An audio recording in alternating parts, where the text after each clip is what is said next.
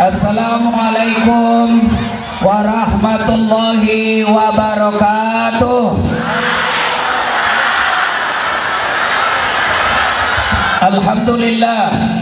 Alhamdulillahi rabbil alamin. Wa bihi nasta'inu ala umuri dunya waddin. Ashhadu an la ilaha illallah wa ashhadu anna Muhammadan abduhu wa rasuluh. Allahumma salli ala Sayyidina Muhammad wa ala alihi wa sahbihi ajma'in. Amma ba'd. Faqad khalallahu subhanahu wa ta'ala fi kitabil karim. Bismillahirrahmanirrahim. Ya ayyuhalladzina amanu taqullaha haqqa tuqatih wa la tamutunna illa wa antum muslimun. Wahai orang-orang yang beriman, bertakwalah kalian kepada Allah dengan sebenar-benarnya takwa, dan janganlah kalian mati kecuali dalam keadaan beragama Islam. Ayat ini Jumat dibacakan khatib. Ayat ini tiap Jumat kita dengar di masjid. Kalau ada pengumuman di kantor bupati, Jumat diumumkan, pasti pengumuman itu penting. Ayat ini juga diungkap tiap Jumat, berarti ayat ini penting dan rasanya susah diterima akal. Jangan kamu mati, berarti mati kau yang ngatur nih. Weh, yang kau mati ah? Berarti mati mau-maumu. Padahal mati mau atau tidak, tiba saatnya pasti mati. Orang kaya mati, orang miskin mati, raja-raja mati, rakyat biasa mati, Mat Ali mau yang bilang Rosko melempar ke istrinya, semua mati. Berarti yang jadi masalah bukan mati, yang jadi masalah illa wa antum muslimun, bagaimana kondisimu mati. Insya Allah kita tidak akan mati dalam keadaan berzina, amin. Insya Allah kita tidak akan mati dalam keadaan judi. Insya Allah kita tidak akan mati dalam keadaan korupsi. Yang bisa membuat kita mati kafir, hubbi aklil haram, suka makan uang haram. Mana contohnya? Kalian yang terima sogok ketika pilkada, tepuk tangan baru kau. Bu, masih ingat waktu susah cari minyak goreng? Saya bayangkan waktu itu Pak Ahmad Ali, bagaimana seandainya rokok yang hilang. Saya mulai itu bapak-bapak ngantri. Ini minyak goreng yang hilang.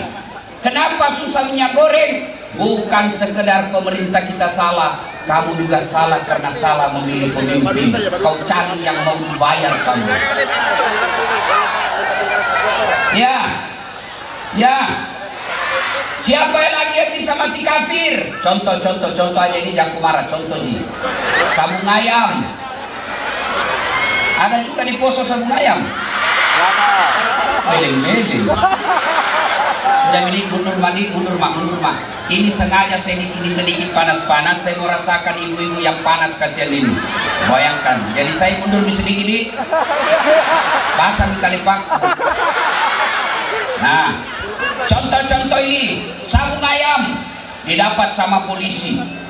Wih, Boboto dikejar dia. Jangan lari. Lari sih. Polisi tidak bisa kejar. Kenapa? Polisi besar perutnya. Jangan lari. Masih lari juga. Terpaksa polisi tembak peringatan. Duh, ke langit. Masih lari. Tembak 2 kali. Masih lari. Tembak 3 kali. Masih lari. Terpaksa dilumpuhkan. Tembak kakinya. Duh, tembak kakinya, kepalanya nak kena. Saya tanya teman pihak polisi, bos, bagaimana caranya kakinya kok tembak, kepalanya nak kena? Nah bilang soalnya waktu ditembak dia jongkok. Ini polisi film India, bukan polisi Indonesia.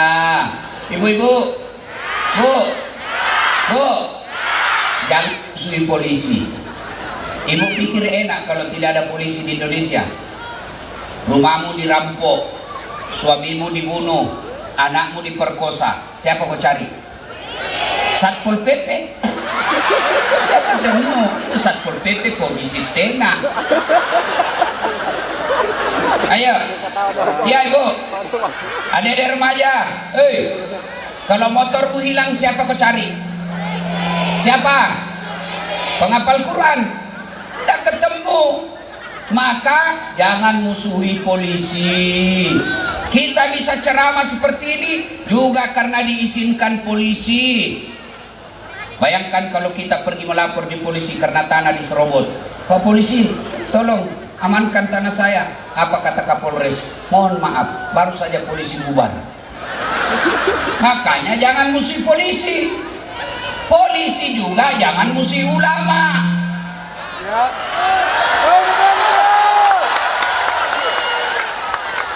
Kenapa?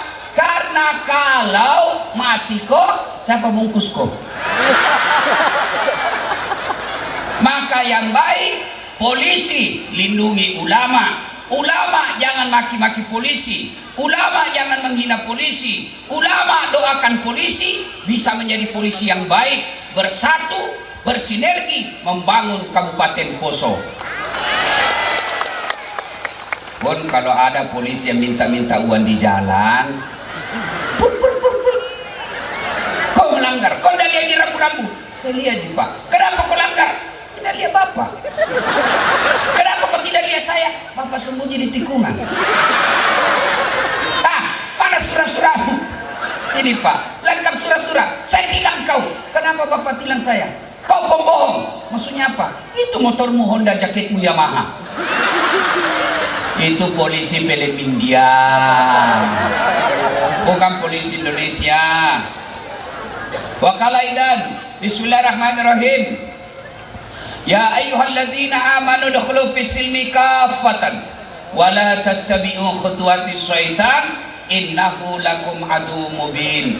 Wahai orang-orang yang beriman, masuklah engkau ke dalam Islam secara sempurna, Islam secara total, bukan Islam pencitraan, bukan Islam pilkada, bukan Islam pilcaleg.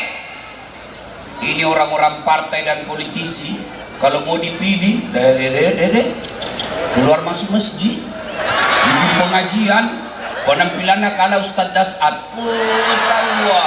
bagi-bagi kartu nama, pilih saya, sama-sama kita orang Bugis. Nanti kalau ada masalahmu telepon saya, ini nomor teleponku, aktif 24 jam. Begitu terpilih, nah ganti nomor HP-nya. Ada begitu di Poso? Ada. Kau salah, kenapa kau pilih dogo?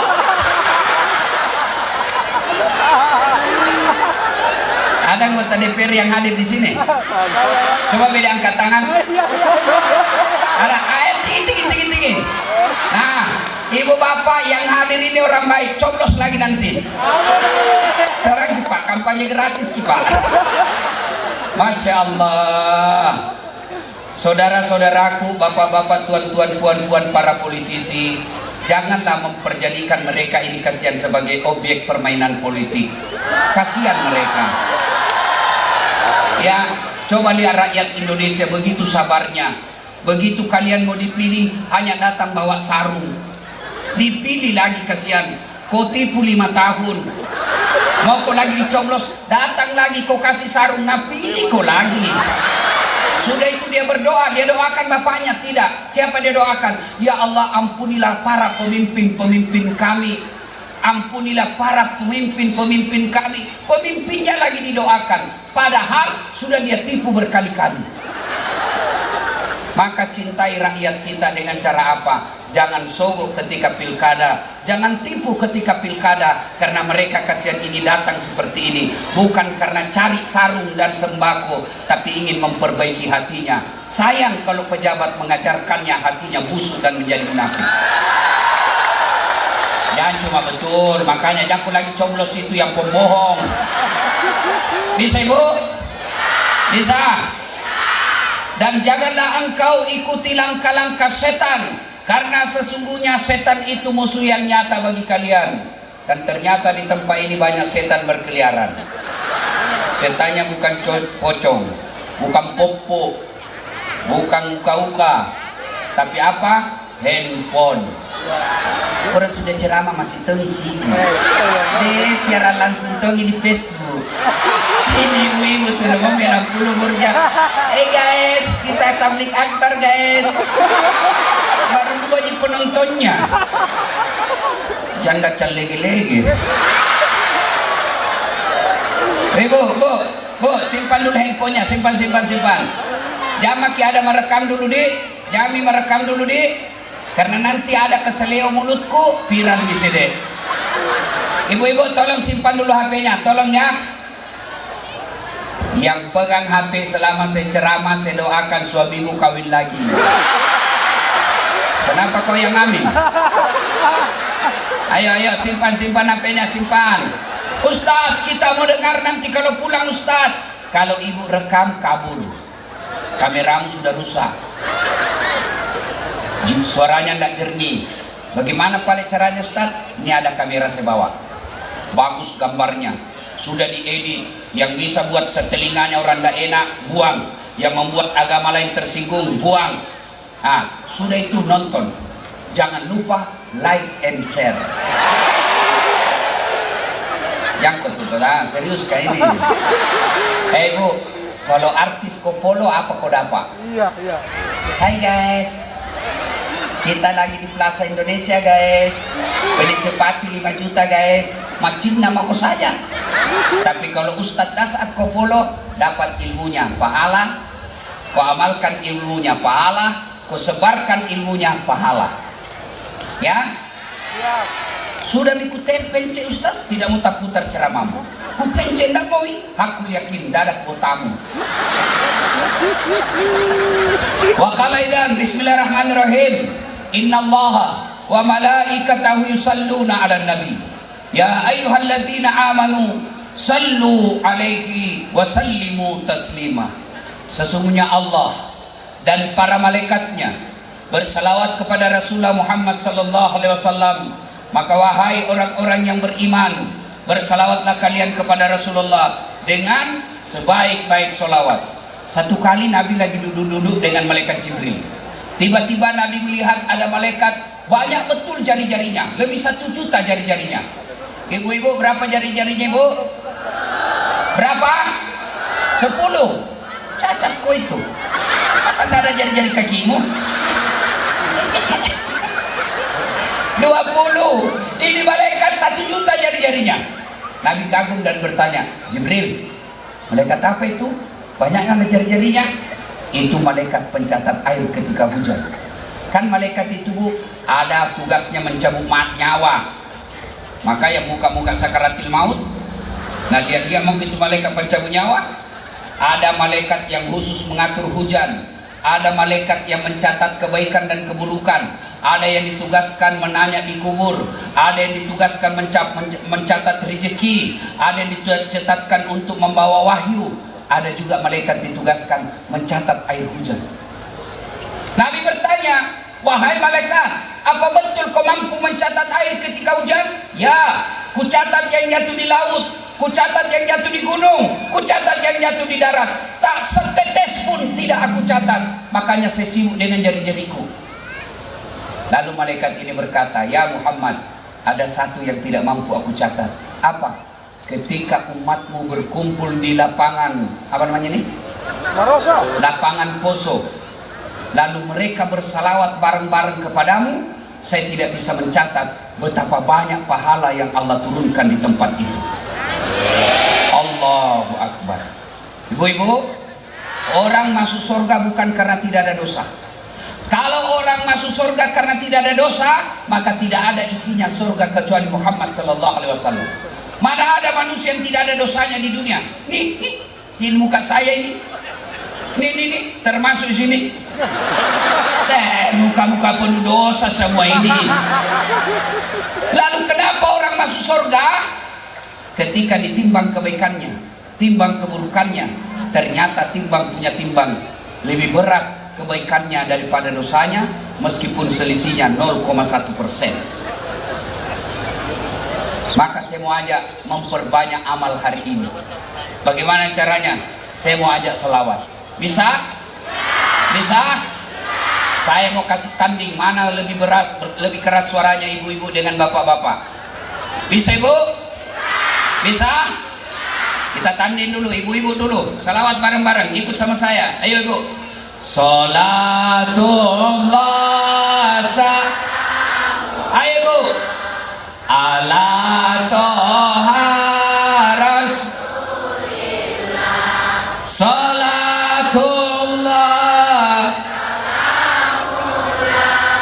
ala yasin.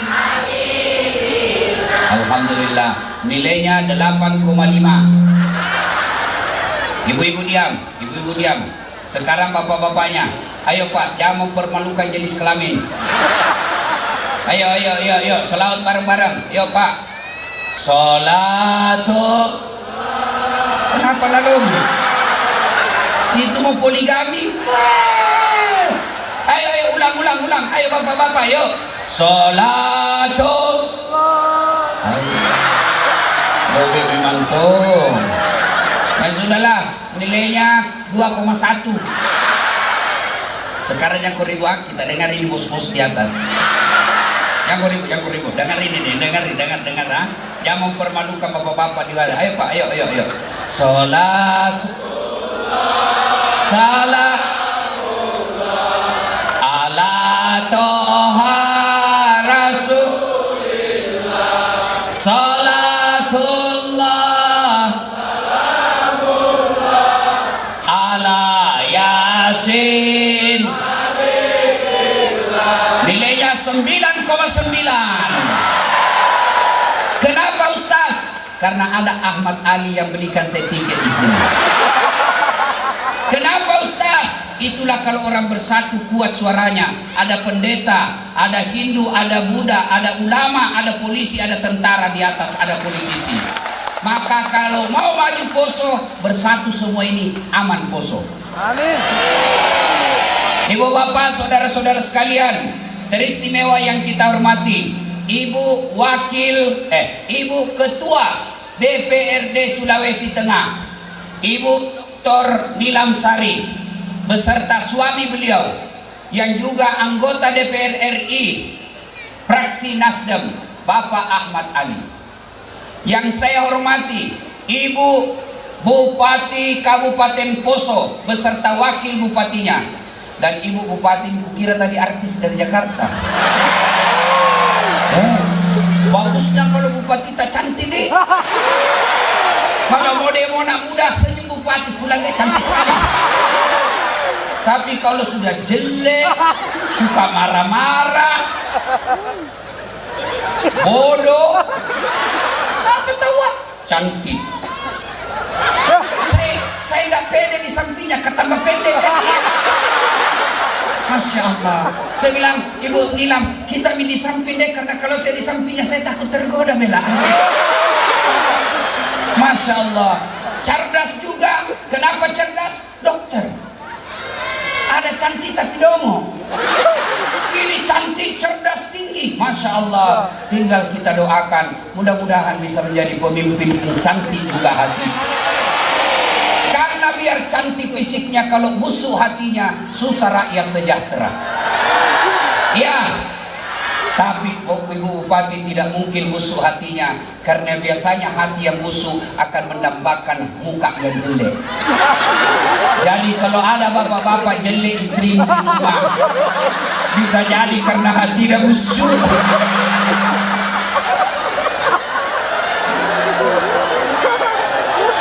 Nah, para alim ulama, mana kayaknya yang ngatur-ngatur sound system, berdoakan untuk menceri kasih baik saya ini bos. Ya, para tokoh-tokoh agama yang hadir di tempat ini, cinta Bapak, saya muliakan Ibu Bapak karena Allah Subhanahu wa Ta'ala. Amin. Saya mau cerita, ini cerita bukan cerita sinetron, tapi kisah nyata. Suatu kali di Madinah sangat panas. Begitu panasnya, hampir tidak ada orang yang keluar. Saya baru-baru pulang tanah suci, umroh. Saya sempat mendapat 50 derajat Celcius panasnya. Sampai HP saya hang gara-gara panas. Madinah sangat panas. Akhirnya hampir semua orang berteduh di rumahnya. Tiba-tiba keluar seorang manusia, berlari-lari kecil. Kenapa? Takut kepanasan. Tak lain adalah Abu Bakar Siddiq. Kemana? Dia lari ke masjid. Sampai di masjid beliau berzikir. Selang beberapa saat keluar rumah lagi seorang manusia, berlari-lari kecil. Kenapa? Juga takut kepanasan. Siapa? Umar bin Khattab. Sampai di masjid, lalu dia dapat Abu Bakar Siddiq dan berkata, Abu Bakar, tidak biasanya kau siang-siang begini di masjid. Ada apa gerangan ini kau di masjid? Nah, bilang Abu Bakar, saya panas, lapar. Daripada saya cuma lapar dan panas di rumah, nanti saya datang di masjid. Saya lapar, panas, dapat pahala. Lalu Abu Bakar balik tanya, kau Umar, barusan kau juga dapat begini. Dia bilang, sama, saya juga lapar dan panas, saya datang ke masjid. Mereka berzikir. Selang beberapa saat, keluar rumah seorang manusia. Dia tidak berlari, jalannya tenang. Kenapa? Tidak takut kepanasan. Kenapa? Kemana beliau kakinya melangkah, ada awan di atasnya melindungi sehingga matahari tidak langsung menyentuhnya. Dialah Muhammad sallallahu alaihi wasallam. Sampai di masjid, Assalamualaikum warahmatullahi wabarakatuh. Ini salam orang Islam yang sempurna. Assalamualaikum warahmatullahi wabarakatuh. Jangan kau ringkas-ringkas. Ada mahasiswaku turun dari mobil langsung bilang, Ustaz, assalamualaikum. Itu assalamualaikum cilaka. Dia bilang singkatan itu Ustaz, assalamualaikum. Ada juga yang bilang aswabar. Apa sih aswabar? Assalamualaikum warahmatullahi wabarakatuh. Jangan kau singkat-singkat itu salam. Kalau Bapak Ibu mau sempurna salamnya, Assalamualaikum warahmatullahi wabarakatuh.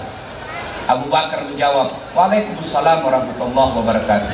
Nabi bertanya, barusan mau dapat siang-siang di sini, kenapa kok? Nabi bilang, Umar, lapar kita Nabi, panas juga di rumah, maka kami datang di sini. Abu Bakar bertanya, ya Rasulullah, Anda juga barusan dapat siang-siang begini, ada apa? Sama, saya juga lapar Kak. Akhirnya 3 orang ini berkata, melanjutkan zikir. Lalu Umar berkata, ya Rasulullah, bagaimana kalau kita ke rumahnya Abu Ayyub Al-Ansari? Abu Ayyub Al-Ansari ini orang kaya di Madinah, kaya dermawan, kaya penyantun. Yang banyak di tetangga kita kaya pelit, seke, kikirikan lapak jambatan. Kira-kira Abu Ayyub Al-Ansari ini seperti Ama Ali lah. Bu, kepada saudaraku Sulawesi Tengah, bersyukur kalian ada manusia seperti Ahmad Ali. Kenapa?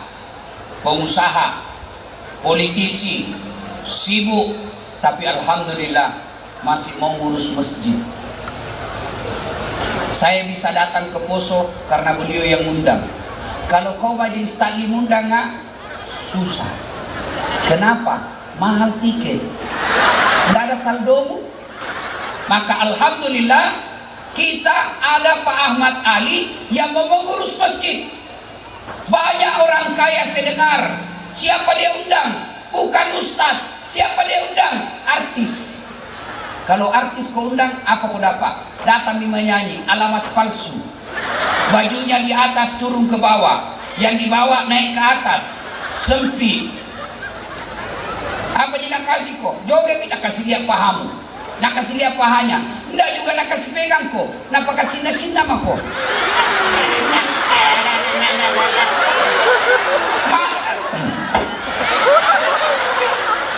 Alhamdulillah, tawa Ahmad Ali, pejabat, konglomerat, pengusaha, masih mau ngurus masjid. Alhamdulillah. Nah, ini kira-kira Abu Ayyub Al-Ansari seperti inilah. Lalu Abu Bakar berkata, kita ke rumahnya Abu Ayyub. Baik, ke rumahlah Abu Ayyub. Assalamualaikum warahmatullahi wabarakatuh ya sahibul bait. Waalaikumsalam warahmatullahi wabarakatuh. Ternyata suara perempuan. Akhirnya Abu Bakar berkata, mana suamimu? Oh, baru saja ke pasar, sebentar lagi dia datang, silahkan masuk. Kata Nabi, selama tidak ada istrimu suamimu, selama tidak ada istrimu di rumah, kami tidak boleh masuk ke rumahmu. Ini yang banyak dilanggar sekarang perempuan. Begitu suaminya pergi kerja, langsung Tomina telepon tamang SMA-nya dulu, datang manggo, pergi mi suamiku. Halo bu, ibu, bu, tidak boleh memasukkan laki-laki lain tanpa izin suami. Dengar, tidak boleh memasukkan laki-laki lain ke rumah tanpa izin suami. Sepupuku Ustaz, baik sepupu satu kali, sepupu dua kali, sepupu lain kali, tidak boleh. Sekarang banyak orang terjadi perselingkuhan dalam rumah tangga. Ini penyakit kita semua. Ada suami, ada istri berselingkuh. Nah protes ke ibu-ibu, nah bilang Ustaz, lebih banyak laki-laki selingkuh daripada perempuan. Siapa bilang? Sama jumlahnya. Kenapa bisa? Tidak mungkin laki-laki selingkuh sama laki-laki. Pasti sama perempuan, berarti sama. Ibu-ibu, woi, mau kau punya suami setia? Mau? Mau?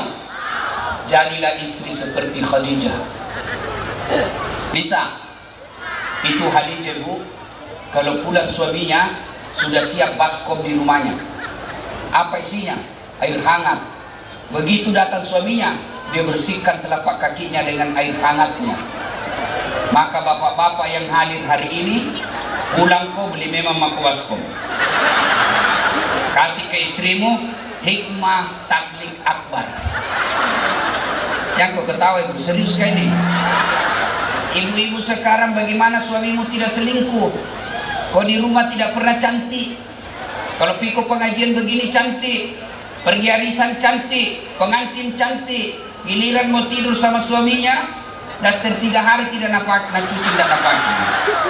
Pulang suaminya, daster tinggi sebelah, kelihatan tali BH, ada bedak di sini, nah kasih timun matanya.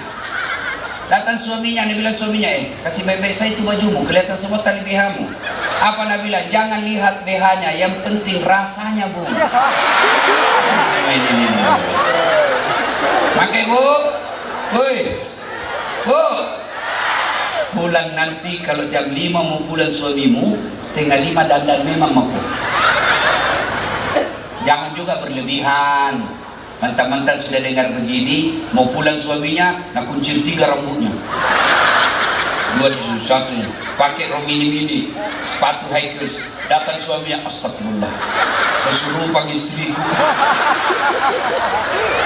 Bu, ale bu, Nabi jelaskan begini, apabila ada seorang istri berdandan ketika mau tidur bersama suaminya, maka malaikat berdoa di malam itu, ya Allah, rahmati wanita ini hingga pagi hari karena dia dandan untuk menyenangkan hati suaminya. Bisa ibu? Maka sebentar malam kalau mau tidur pakai memang pakai baju renang.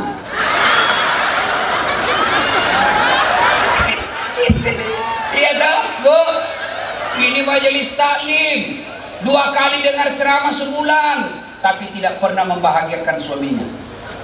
Pulang suami mulai besok, ibu mau jadi istri yang soleha? Mau? Rumusnya gampang, RENAH, Rena. Apa itu Rena Ustaz? Rama. Maka istri yang baik tutur katanya santun kepada suaminya. Datang suaminya sambut, Assalamualaikum kakandaku Arjuna. Kenapa bilang kepala batu mentung nih? Saya kalau pulang ibu, langsung istriku nak peluka. Baru nak bilang, bila kamu di sisiku, hati rasa syahdu. Masuk ke kamar, berantakan lagi kamar, marah-marah ke, apakah nak kotor sekali tempat tidur? Nak peluka lagi bu, lalu nak cium kak. Baru nama nyanyi lagi, insaflah wahai manusia. Oh enak. Amalkan itu. Lagu-lagu kalau bertengkar suamimu, jangan kau marah, lebih baik balas lagu. Saya kalau marah-marah mamanya cik, dia bilang, kenapa kah jarang sekali pulang? Jalan saja terus kerja tak? Saya tidak marah, saya cuma menyanyi. Tiap malam engkau ku tinggal pergi, bukannya aku sengaja. Demi kau dan si buah hati, terpaksa aku harus begini. Tentang perasaan, ya. Nah balas itu mamanya cek menyanyi. Lihatlah tanda merah di pipi, bekas ciuman sayangmu. Itu enak tuh kalau di rumah tangga begitu. Sudah kaya, rumah bagus, mobil ada, bahagia lagi suami istri. Surganya dunia kau dapat. Ini sudah merantau, rumah mentrak-mentrak, istri jelek, suami kasar. Apa menakmu di dunia? Yang anehnya lagi, bertengkar, hamil lagi. Apa sih kau bikin itu? Mentang-mentang. Dikawin semua itu. Ya, oi. Apa gunamu majelis taklim kalau kau tidak hargai suamimu? Kepala batu nana ini. Dinasehati. Dimetona memang kalinya celakai. Bagus itu. Kalau datang kau bertengkar, jangan kau dengar orang. Kalau dalam rumah tangga bertengkar, belum tentu orang lain kasih kau itu semangat, baik niatnya, belum tentu. Kau bersaudara, nasihatnya belum tentu niatnya baik. Curang kau dong, lawan kau suamimu, kurang aja itu suamimu, lawan kau saja. Apa itu suamimu? Sudah jelek, pendek, lawangi. Betul tahu jelek, pendek, tapi banyak uangnya. Daripada kau suamimu cakep, gagah, perkasa, pengangguran, maka dia dengki lihat rumah tanggamu, maka dia hasut kamu supaya bertengkar terus. Supaya enak rumah tangga, hafal lagu-lagu yang baik untuk nasihat suamimu. Kalau bertengkar, menyanyi kau lagi. Mungkin Tuhan mulai bosan melihat tingkah kita yang selalu salah dan bangga dengan dosa-dosa. Itu lagunya ibu-ibu dulu. Sekarang lagunya ibu-ibu apa? Putar ke kiri, putar ke kiri, beleng-beleng. Apa kau dapat itu putar kiri, kanan, sekarang kanan. Apa kau dapat itu? Baru dah bilang beli majelis taklim, olahraga di lapangan, dilarang perempuan olahraga. Tidak, olahraga kau supaya tetap kau seksi, supaya kau tetap baik. Tapi jangan campur-campur laki-laki. Ini laki-laki campur perempuan. Di depan itu perempuan, bajunya sempit, roknya sempit, bapak-bapak di belakang. Apa nak bilang ibu-ibu? 1, 2, bapak-bapak di belakang. Tidak.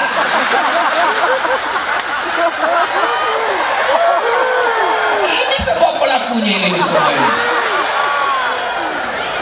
Ya. Nah, ibu bapak, saudara-saudara sekalian, udah kita lanjut lagi cerita. Bu, kasih lunas dulu ini. R, ramah. 2, elok, berpenampilan cantik dan menarik. Alhamdulillah cantik semua ki kuliah ini. 3, N, nikmat, pandai memasak masakan kesenangan suaminya.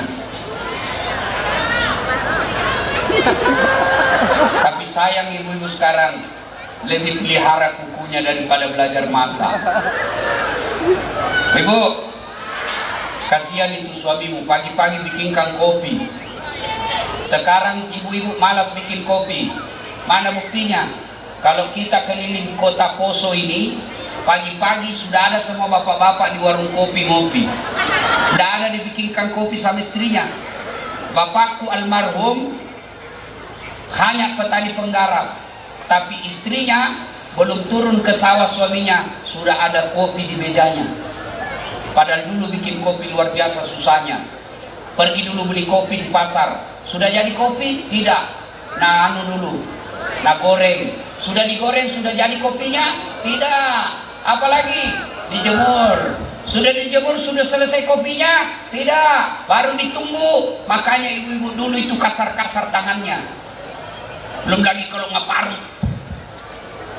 Sudah jadi kopinya? Belum. Ditapis. Sudah jadi kopinya? Belum. Jemur lagi. Sudah jadi kopinya? Belum. Rebus air lagi. 1 hari prosesnya baru jadi kopi. Tapi belum berangkat suaminya sudah ada kopi di mejanya. Sekarang ibu-ibu tinggal beli 1 saset, ada kopi, ada susu, ada gula, tinggal seduh saja, masih juga malas bikinkan kopi suaminya. Bagaimana suamimu ndak kawin lagi? Iya toh? Ayo. Maka kalau mau kau dicintai Allah dan Rasulnya, belajarlah masak-masak untuk anak dan suamimu. RENH. Apa itu H? Hemat. Jangan menjadi istri yang provokator. Pulang pengajian malah nak kompori suaminya. Apa kek kau kipas? Masa itu temanmu baru kepala bagian, cincinnya istrinya banyaknya. Kau sudah 2 tahun kepala dinas, biar cincin kawin masih jelek ini. Ya, Bu, demi Allah, semua kita laki-laki ingin memberikan emas berlian kepada istri, tapi rezeki Allah yang ngatur. Kenapa kita miskin? Kenapa kita kredit-kredit di bank? Bukan karena Allah tidak kasih kamu rezeki, tapi karena seleramu melebihi gajinya suamimu. Hei, Bu, kalau suamimu gajinya cuma 5 juta, gaya hidupmu 4 juta, insya Allah tidak perlu kau kredit ke bank. Tapi ini maksudnya apa Ustaz?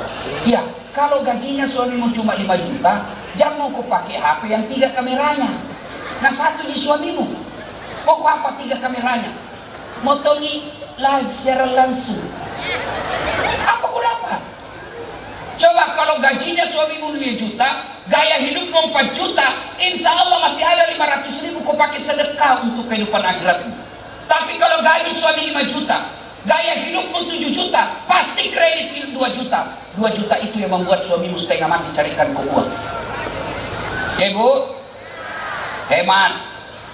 Perempuan sekarang biar potong kuku, nah bawa misalnya ke salon. Saya lewat di Makassar, ada salon yang ada jari-jarinya. Saya tanya itu anggotaku, apa maksudnya itu? Nah bilang itu Ustaz. Apalagi namanya itu Bu? Orang poso nak foto. Apa maksudnya itu? Nah bilang itu Ustaz. Dipotong kukunya 25.000 satu. Saya la haula wala quwwata illa billah. Potong kuku 25.000 satu. Jadi kalau 10 jarimu 250.000, dengan kaki 500.000 potong kuku. Nah saya di mobil gigi jariku selesai nih. Bu, woi, selesai majelis taklim nanti, insya Allah selesai pengajian ini belajar makin mencintai suami. Kenapa perlu mencintai suami Bu? Dengar Ibu, Bu, masih ingat waktu tak hamil? Masih? Enak enggak? Enak? Ada enggak ibu-ibu hamil tengkurap? Ada? Coba kalau hamil, gayanya tidur gaya pasrah. Ibu, masih ingat waktu melahirkan? Ada ibu-ibu melahirkan senyum? Mantan-mantan bupati keluar kena. Masih ingat waktu menyusui? Masih? Apalagi waktu tumbuh gigi tuh.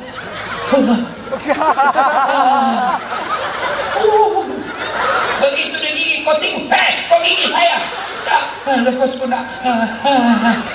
Siang anaknya, malam. Ayo, Bu, siapa yang mengandung suamimu? Siapa? Ibunya. Siapa yang melahirkan suamimu? Siapa yang menyusui suamimu? Ibunya. Sekarang siapa yang terima gajinya? Hah? Mamanya? Istrinya. Siapa yang dibikinkan rumah? Mamanya, istrinya. Siapa dicicilkan mobil? Siapa? Istrinya. Pun kalau dikasih uang bapaknya, mamanya, sembunyi-sembunyi karena kau selalu mengamuk. Itulah sebabnya ibu, Nabi katakan, tidak masuk surga seorang istri yang tidak dapat ridha dari suaminya. Tenang kok Pak, kubela kau hari ini. Karena kau semua takut sama suami istrimu. Ada yang takut sama istrinya di sini? Ada? Ada? Berhenti kau jadi laki-laki. Kau Ustaz takut kok? Saya tidak takut sama istriku, cuma istriku lebih berani. Nah ibu bapak saudara-saudara sekalian, bapak juga kalau sudah menjadi suami harus menjadi imam. Coba lihat bapak-bapak, dengar ini bapak-bapak, dengar. Waktu kita menikah, saudara Nas'ad Latif, saya nikahkan engkau dengan anak gadisku Naura Siti Nasrun dengan mahar seperangkat alat sholat tunai karena Allah. Berarti siapa yang kita jadikan jaminan menghalalkan anaknya orang? Allah Subhanahu wa taala. Nah, ketika kau datang ke sini merantau, kau bawa anakmu, kau bawa istrimu, dia tinggalkan ini istrimu, ibu bapaknya, dia tinggalkan tanah kelahirannya, dia tinggalkan saudara-saudaranya karena ikut suaminya ke Poso. Tapi ternyata sampai di Poso, kau kasari istrimu, kau maki istrimu, kau hina istrimu, apalagi sampai kau sakiti fisiknya dengan tempeleng. Maka demi Allah kau telah berkhianat kepada 3 hal. 1, kepada Allah. 2, kepada mertuamu. 3, kepada istrimu sendiri. 3 dosamu. Maka sayangi istri. Kenapa ibu? Oh sebelum saya lupa, ada ibu-ibu ini sebelum saya lupa. Ada ternyata ibu-ibu tadi malam dikasih tahu ke panitia bermalam di sini karena antusiasnya dengar ceramah. Dia bermalam di tenda. Namanya itu Ibu Nurmiati, asal desa Mongko. Yo kaset Pak musiknya ini. Aku marah kamu kan kampungku di sini. Jadi salah sebut. Mana itu Ibu Nurmiati? Mana? Mana Ibu Nurmiati dari desa Moiko? Mana Ibu? Mana? Mana dia? Mana? Saya mau kasih hadiah. Mana? Alhamdulillah. Sini Bu, sini Bu. Saya kasih hadiah, tapi asalnya dari Pak Ahmad Ali. Sini. Sini Bu, kita kasih hadiah ini Bu. Masya Allah. Ya, takbir. Nah, saya mau kasih hadiah, tapi bagaimana cara saya turun Ibu? Nah, kalau begitu Ibu naik di sana, hadiahnya minta sama Ibu Nilam atau Ibu Pak Ahmad Ali. Karena kalau saya kasih pasti sedikit Ji. Nah, tapi baiklah saya kasih juga hadiah Ibu. Mumpung ada saya punya rezeki juga. Kasihan 2 lembar Ji. 3 lembar. Ini hadiah Ibu dari Ustadz Nas'ad Latif. Tentu beda uangnya Ustadz dengan uangnya anggota DPR. Ibu bilang kasih Ibu bilang. Ibunya mau rezekinya Ibu luar biasa.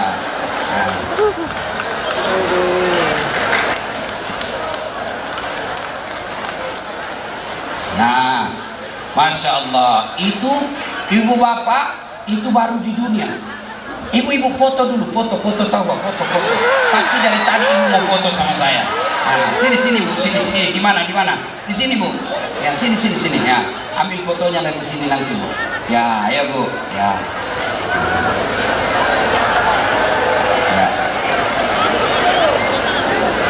Oke, Ibu nanti lihat foto saya sama Ibu di YouTube saya. Penonton saya di YouTube sekarang Bu 238 juta. Oh, banyak yang nonton Ibu nanti. Ibu silakan. Ya, terima kasih. Nah, Ibu Bapak Saudara sekalian, karena waktu yang terbatas, kita lanjut lagi cerita. Nah, maka sampailah Nabi di rumah Abu Ayyub Al-Ansari. Datang Abu Ayyub Al-Ansari, gembira betul. Alhamdulillah, kami kedatangan manusia pilihan. Ya Rasulullah, terima kasih. Abu Ayyub berkata, ya Rasulullah, ada apa gerangan? Nabi berkata, kami lapar, kami panas, kami tahu kau banyak rezekimu, kami datang ke sini, mudah-mudahan ada rezeki. Abu Ayyub gembira. Lalu Abu Ayyub Al-Ansari mengambil apa? Dia pergi ke kebun kurmanya, dia tebang pohon kurma, dia ambil dengan pohon-pohonnya, dia bawa ke Nabi. Ya Rasulullah, silakan nikmati. Nabi berkata, nah buahnya ini mau dimakan, kenapa kau tebang? Dia bilang, ya Rasulullah, kalau buahnya saya bawa, saya tidak tahu mana yang Anda suka. Tapi kalau saya bawa dengan pohon-pohonnya, silahkan pilih mana yang Rasulullah senang. Tidak cukup sampai di situ. Abu Ayyub kemudian menyembelih kambing, dia potong, kemudian diberikan yang paling baik. Begini umat Islam memuliakan ulamanya, memberikan yang baik. Kadangkala kita umat Islam, kalau menjemput artis, kadangkala kita lebih hormati artis daripada ulama. Kalau artis kita undang, kasih pesawat bintang 5, dijemput dari bandara ke lokasi acara, dikawal tentara polisi, kemudian sampai di lokasi joget-joget bawa dosa, pulang kasih uang 100 juta, sampai di Jakarta dipakai maksiat. Sementara ketika bapak ibu membutuhkan imam di masjid, kau jemput? Ibu bapak kalau membutuhkan imam, jemput? Tidak, kau telepon Gojek, jemput Gojek. Datanglah itu ustadz, dijemput pakai motor tua, tidak ada stang kakinya satu di belakang, tak gantunglah kakinya ke siang. Hujan lagi, satu mantel duai, sampai bidek sedikit lagi ustaz, sedikit lagi, sampai bidek sedikit lagi, 2 kali lagi tikungan, basah semua bajunya. Sampai di rumah kepanasan barasanji, sallallahu alaihi Muhammad sallallahu, sampai basah semua ketek. Begitu mau pulang, ibu kasih uang 25.000, disusuk lagi. Dia bilang suaminya, kenapa 25 kau kasih? Datang itu kasihan, dia tinggalkan kampung kebunnya, dia tinggalkan pekerjaannya untuk datang doa-doakan kamu. Masa 25 kau kasih? Apa dia bilang istrinya? Tambahin di situ pisang 2 sisi. Bagaimana anak kita mau sekolah pesantren? Bagaimana anak kita mau sekolah agama? Kalau kita sendiri kadang-kala tidak memuliakan dan tidak tahu menghargai tokoh agama. Maka mulai pulang pengajian ini, muliakan ulamamu. Pun kalau kau kasih kecil dalam bentuk materi, jangan kau kasih kusut-kusut, kamu bukan uang korupsi itu. Apa? Kasih amplop, kasih maaf, muliakan dia. Begitu cara syarat diterima sedekah, memuliakan si penerima. Alhamdulillah, saya datang di sini luar biasa karena Ahmad Ali mengundang. Dikawal pakai pesawat, alhamdulillah. Maka perlu memang kita cari pengurus masjid, ketua dewan masjid yang ada usahanya. Supaya apa? Masjid tidak minta uang ke kantor pemerintah. Masjid tidak mengedarkan proposal, tapi dia bisa mandiri. Siapa yang bisa bantu? Kalianlah semua orang-orang kaya. Kalian orang kaya bodoh dan rugi kalau tidak mau memanfaatkan kekayaanmu masuk surga. Kenapa? Orang kaya jauh lebih gampang masuk surga daripada kita ini orang miskin. Apa maksudnya Ustaz? Orang miskin mengaji, orang kaya juga bisa mengaji. Orang miskin Senin Kamis, orang kaya juga bisa. Orang miskin berjamaah di masjid, orang kaya juga bisa. Tapi orang kaya pergi haji, diam-diam makin kita orang miskin. Dari wanta. Coba kalau orang kaya datang, Ahmad Ali, bangun besok masjid di sana, insya Allah 2-3 bulan jadi. Tapi kalau orang miskin datang, bangun besok masjid di situ, siapa kau dong? Maka perlu kita aktivis dakwah bersinergi mencari dan mendukung orang-orang yang kaya untuk terlibat dalam syiar Islam. Nah ibu bapak saudara-saudara sekalian, lanjut lagi kisah. Maka Nabi makan kurma, daging, lalu begitu dia makan, Nabi mengangkat tangannya dan berkata, saudara-saudara sekalian, tadi kita keluar rumah dalam keadaan lapar, tadi kita keluar rumah dalam keadaan miskin, alhamdulillah sekarang kita kenyang. Tapi ketahuilah saudara-saudara sekalian, tidak setetes pun, tidak sesuap pun yang masuk di mulutmu, yang lewat di tenggorokanmu, yang lepas dari tanggung jawabnya di akhirat kelak. Kejadian inilah kemudian menjadi sejarah, menjadi kisah yang akan bersamaan menjadi latar turunnya Al-Quran. Al-yawma nahtimu ala afwahihim wa tukallimuna aydihim wa tashhadu arjuluhum bima kanu yaksibun. Yang ayat ini menjelaskan semua nikmat yang Allah berikan nanti kepada kalian dimintai tanggung jawabnya di hadapan Allah Subhanahu wa taala. Kulit-kulitmu, tangan-tanganmu, kaki-kakimu, mata dan telingamu semua menjadi saksi atas nikmat yang Allah berikan kepadamu.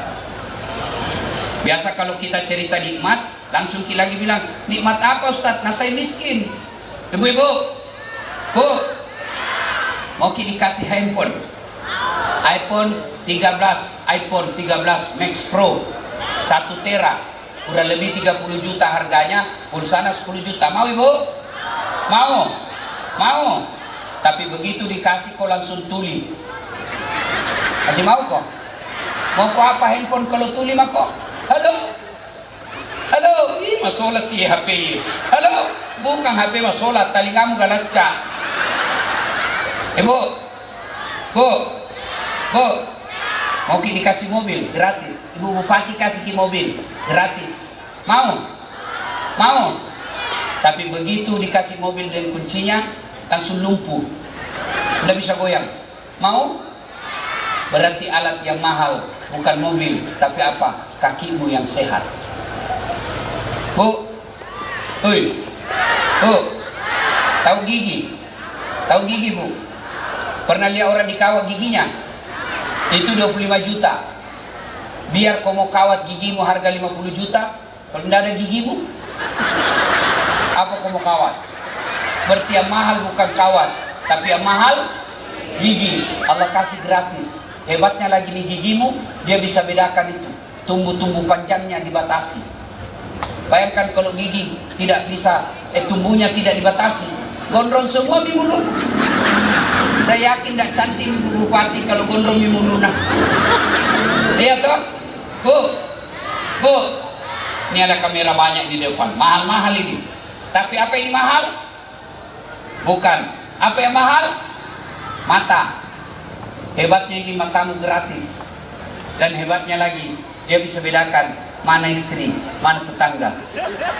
Bayangkan kalau tidak bisa dibedakan mana suami, mana tetangga. Ih, kenapa malam Kamis ini lelendra sana? Ternyata security. Allahu Akbar. Nah, itulah sebabnya Allah jelaskan, fabi ayyi ala'i rabbikuma tukatsiban. Nikmat mana yang kau dustakan? Maka semua nikmat yang Allah berikan ini akan dimintai tanggung jawabnya. Ibu Bupati nikmatnya jadi pejabat. Keliru seorang bupati kalau tidak memudahkan dirinya masuk surga. Kenapa bisa Ustaz? Anggaplah misalnya ini para ulama masuk surga, tapi masih ngantri Bu. Ulama Kabupaten Poso masuk surga, tapi masih ngantri lama. Kan beberapa itu ulama di sini masih ngantri dia lama karena banyak ulama. Tapi begitu malaikat berkata, Bupati Kabupaten Poso silahkan masuk, tidak perlu ngantri karena dia sendiri. Ya kan? Tidak perlu ngantri. Maka keliru seorang pejabat kalau tidak memudahkan dirinya masuk surga.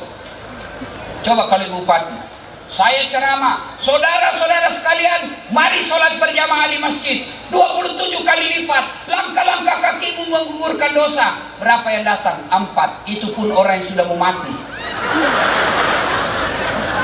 Tapi coba kalau Ibu Bupati, dia lihat-lihat, itu kepala dinas pendidikan tidak pernah juga saya lihat pergi masjid.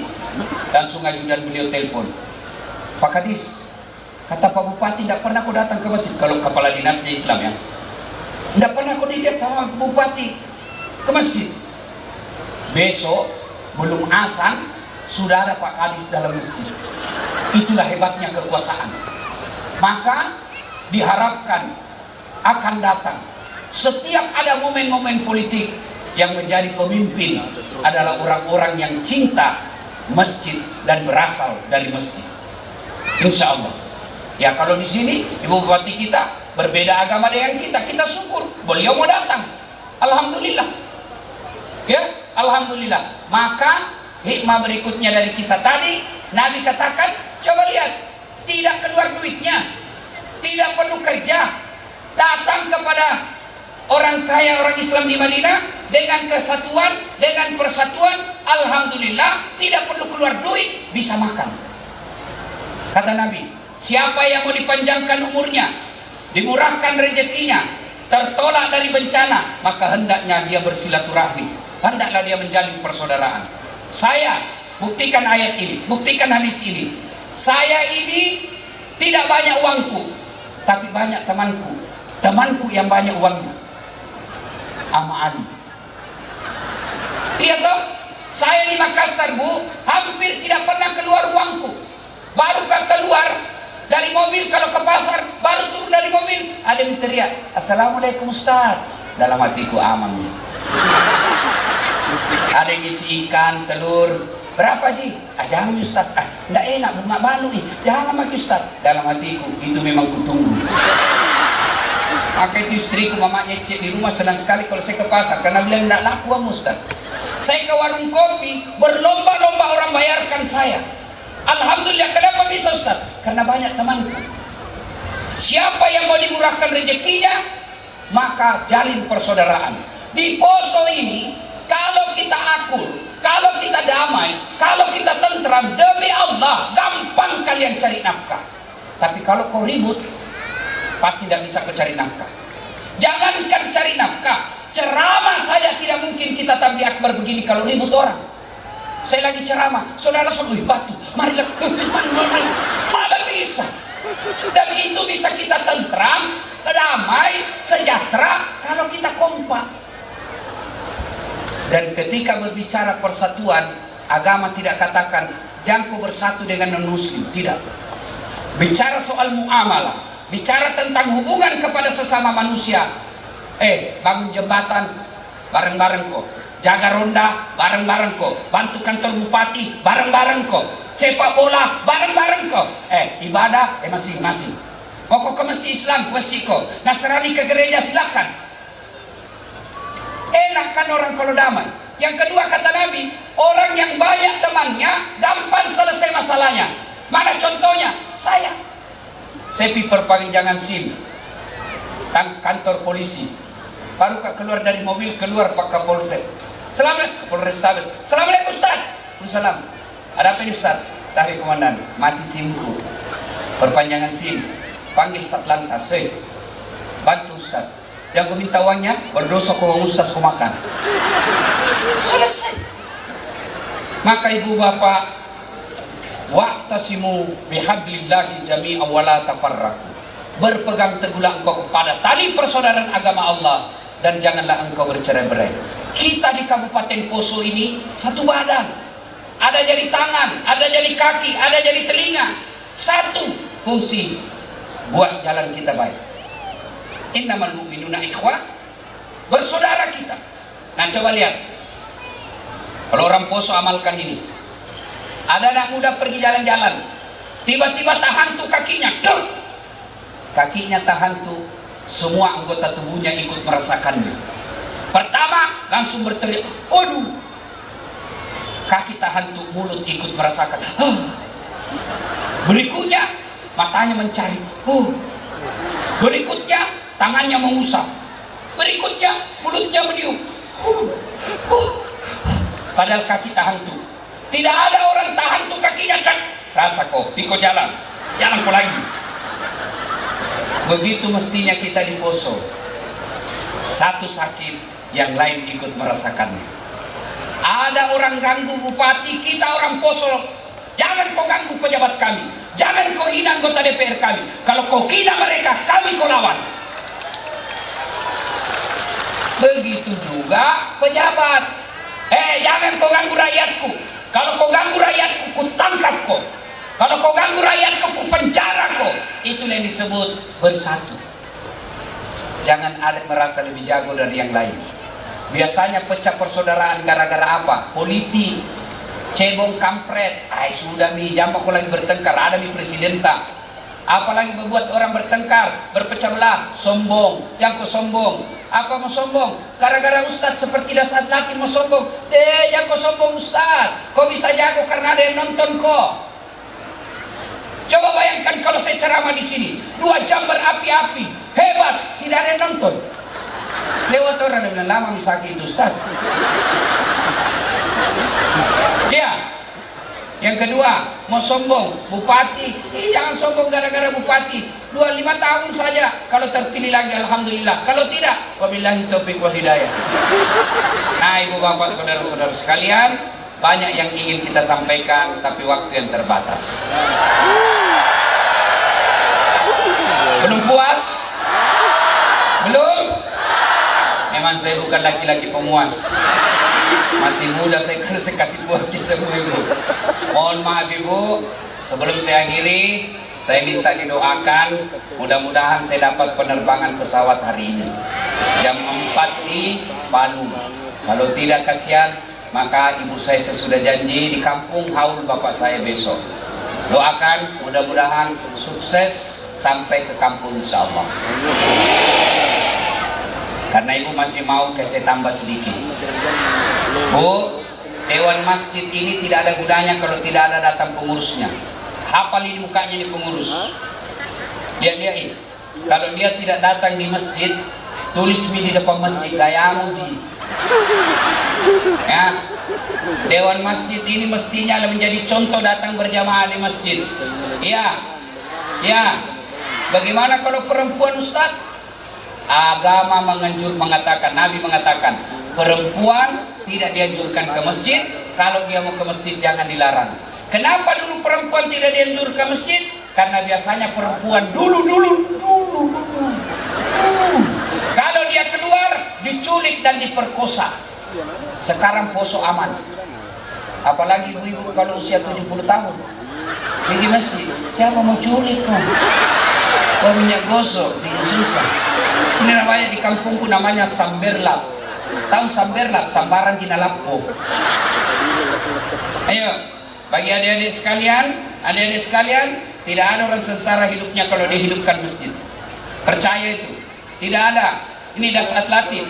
Alhamdulillah, bisa jadi ustaz meskipun tidak pernah mondok, tidak pernah sekolah pesantren. Satu-satunya pesantren yang pernah saya ikuti pesantren kilat. Tapi alhamdulillah bisa jadi ustaz. Di mana saya belajar agama dan menekuni agama? Masjid. Alhamdulillah di Poso ini saya lihat di mana-mana selalu ramai masjid. Penuh. Apalagi kalau subuh. Sampai di luar. Tidak ada di dalam. Di dalam orang tua sudah sakaratul maut. Bagaimana tahu orang mau ke masjid kalau manajemen masjid tidak bagus? Yang asan orang tua sudah pensiun.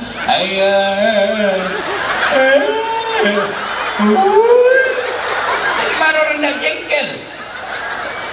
Ya, apalagi penceramah mulai salam pertama sampai terakhir neraka terus cerita. Kau dibanting, dilipat, ditusuk pantamu, keluar di mulutmu, ditusuk dua matamu. Dia bilang anak muda jam aku pergi masjid dia bikin takut-takut. Kenapa karena sangin neraka kau cerita? Janji kau surga tahu kau akan diangkat 7 bidadari. Marah-marah sing ibu-ibu itu kalau cerita ke bidadari. Biar bidadari nak cemburu itu. Bagaimana suamimu tidak tersiksa? Ada bapak-bapak mau masuk surga, mau masuk surga pak. Begitu dia intip, ada istriku di dalam. Nah bilang malaikat, carikan tempat lain deh. Sudah mana sisa di dunia. Tidak enak lagi kalau sama di surga.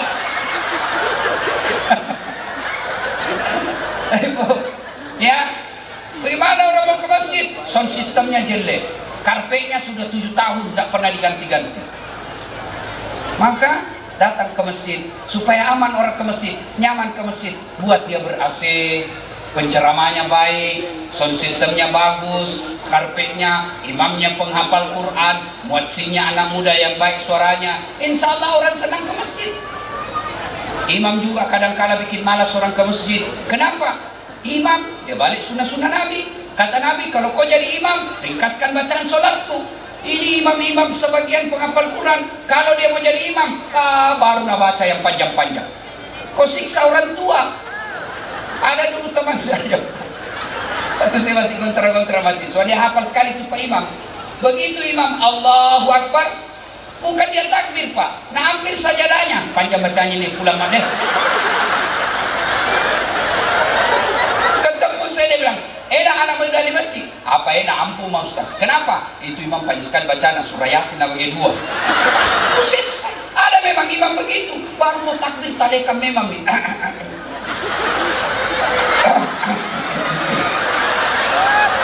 Apa aku tinggal langkah itu begini selesai. Ada imam begitu toh? Ada. Nasib seorang tua. Orang tua remati di belakang. Belum bisa selesai, angkat lagi kepala.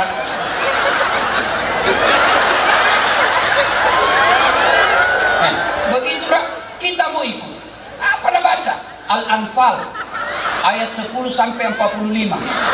Dia sibuk dengan bacanya, kita sibuk dengan hayalan. Mau ikut tidak dihafal nih. Mau ruku belum bisa selesai imam. Terpaksa dibaca semua pengumuman di dinding. Keadaan keuangan Masjid Nurul Jannah, saldo kas, pengeluaran.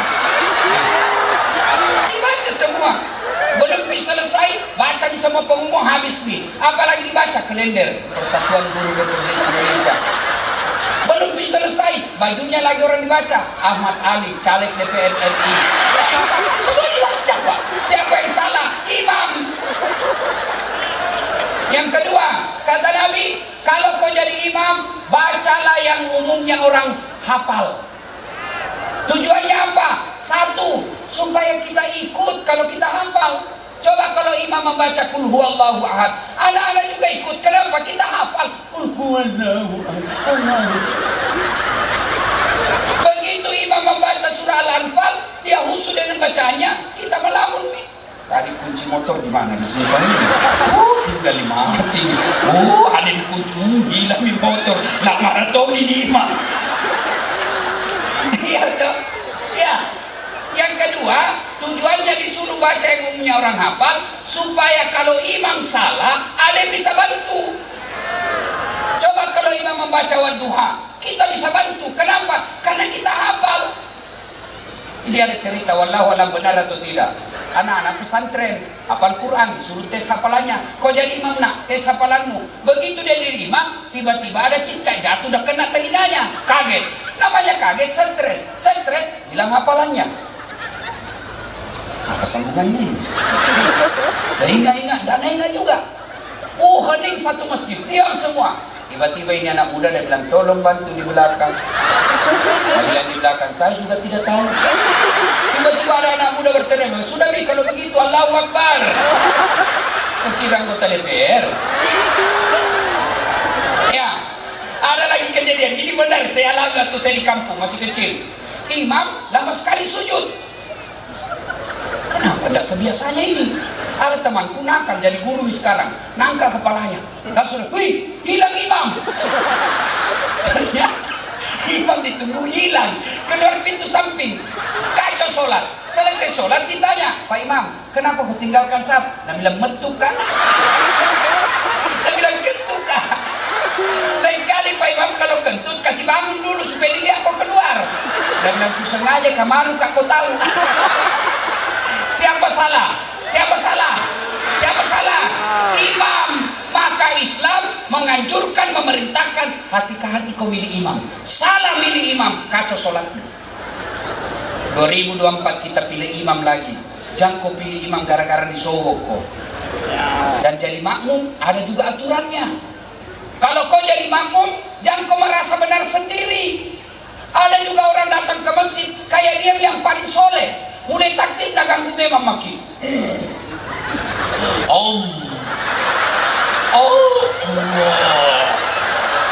Biasa iya kok bos.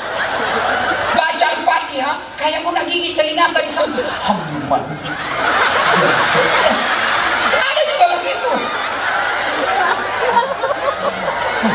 Ada lagi yang paling mengganggu apa? Itu jujur kaki. Dikasih pindah kaki, tanah kasih pindah lagi. Kasih pindah lagi. Pernah ada aku kasih pindah. Selesai sholat dan bilang, Ustaz, kenapa kau injak kakiku? Kau ganggu kah? Kenapa kau sentuh kakiku? Dia bilang, supaya sap rapat Ustaz. Sini kau deh. Kalau mau kau sap mau rapat, bukan jari-jari kaki kau kasih rapat. Apa? Pundak ini. Kalau ini kau kasih rapat kakimu, pundak sapu langgar nih. Begini maka.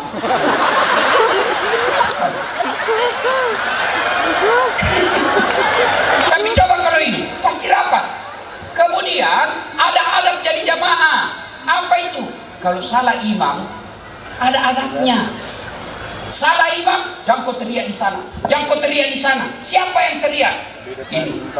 Pas di belakangnya imam, sebelah kanan. Siapa ini? Anggota DPR. Dan kalau salah, bukan kau, dong, salah kau. Tidak. Pak Imam mestinya ruku, dia pergi sujud. Tengok, imam salah kok. Tidak. Tapi apa diucapkan? Subhanallah Maha Suci Allah. Begitu. Jangan teriak semua. Anggota DPR dulu salah imam. Ini anggota DPR ini salah bupati. Ingatkan, anggota DPR ingatkan. Jangan kau tuh tidur.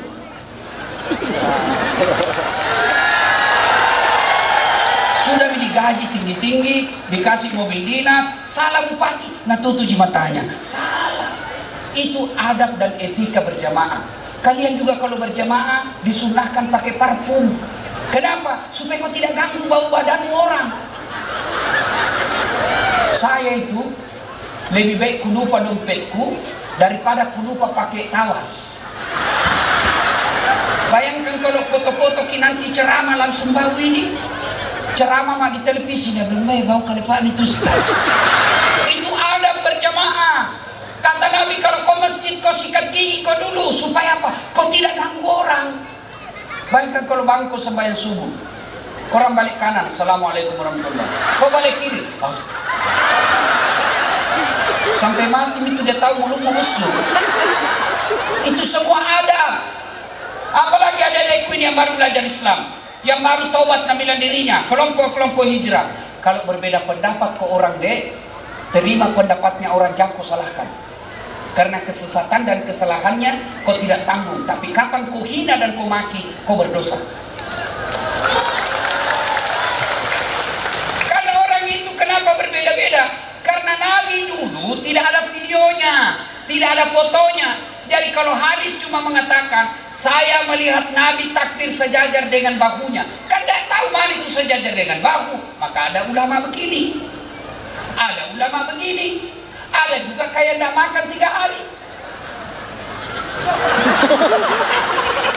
Ada juga begini.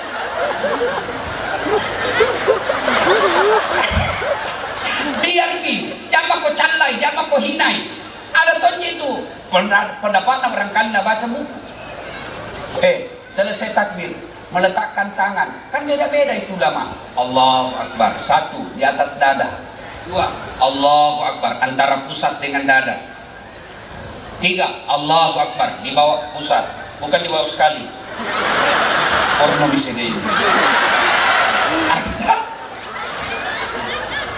Begini ada, begini ada, begini ada, begini ada. Mana yang cocok? Cocok semua menurut keyakinannya yang mereka pakai. Jadi mana yang salah? Kalau kau pakai semua. Oh, pasti salah. Ya. Nah, ibu bapak saudara-saudara sekalian, mari selesai pelantikan Dewan Masjid Indonesia ini, jadikan masjid sebagai tempat peribadatan dan membina umat. Mudah-mudahan apa yang saya sampaikan ada manfaat. Kalau masih mau dengar ceramah, insya Allah gampang. Caranya gimana Ustaz?